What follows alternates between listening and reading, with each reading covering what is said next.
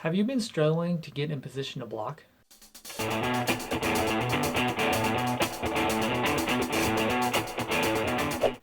If so, watch this video and you will discover the types of footwork for blocking.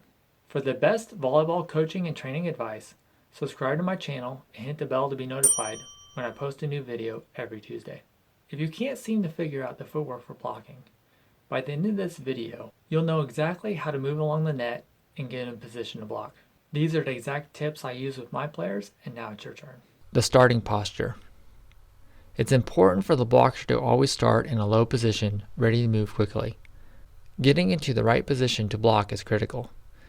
You want to end up with the body square to the net, with the hands and arms moving straight up and over the net.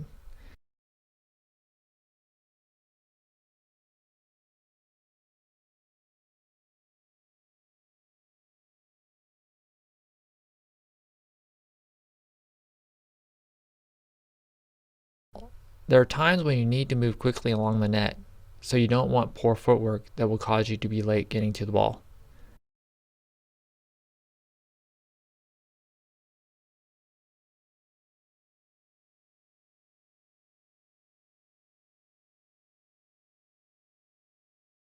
You need to get there fast because you don't want to be reaching out to the side for the ball. Reaching out to the side is a weak blocking position.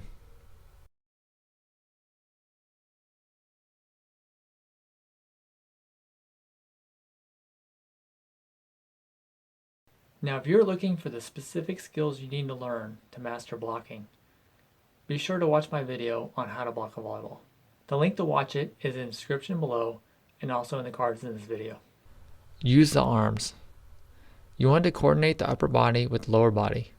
When side shuffling or swing blocking, swing the arms back. So if you're doing a side shuffle, you want to use your arms here also.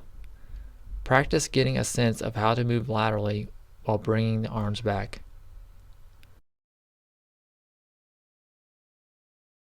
Swing blocking. Swing blocking is basically performing a crossover step and using a double arm pump to get up in the air high to block. You're also opening up the shoulders and hips when you are approaching. You then finish the block by squaring the hips and shoulders.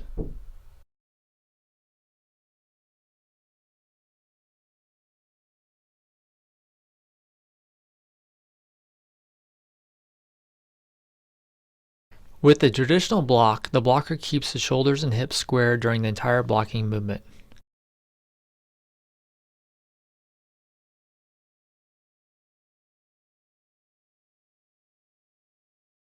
Another big difference between the swing block and traditional block, the swing blocking player tends to perform the movement without focusing much on getting into the angle of the approach. This is because it tends to be easier to get into the angle if you're just performing the shuffle step approach. It's easier to face the net and move along the net versus opening up the hips.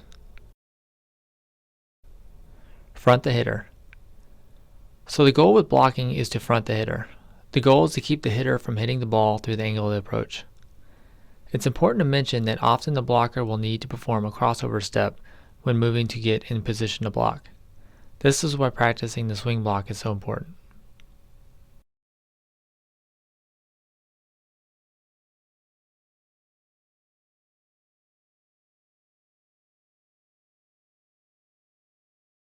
Now, if you're looking for an advantage on becoming a more dynamic blocker, be sure to watch my video on swing blocking. The link to watch it is in the description below and also in the cards in this video.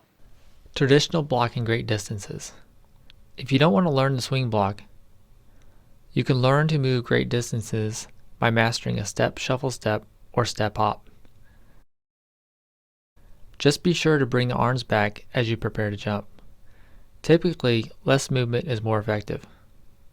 This is why traditional blocking tends to be easier to learn. Errors are more likely to be made when opening the hips and shoulders. This is why rotating in the air can be a risky move and often isn't the best choice.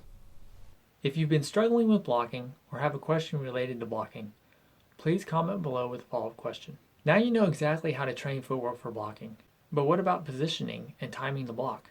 I've created a checklist that covers the entire process of learning to block a volleyball. This covers everything you need to know to become a successful blocker. The link is below. If you like this video, please let me know by liking it below. Subscribe and share it with your volleyball friends. And you can comment with the word helpful if you found this video has helped.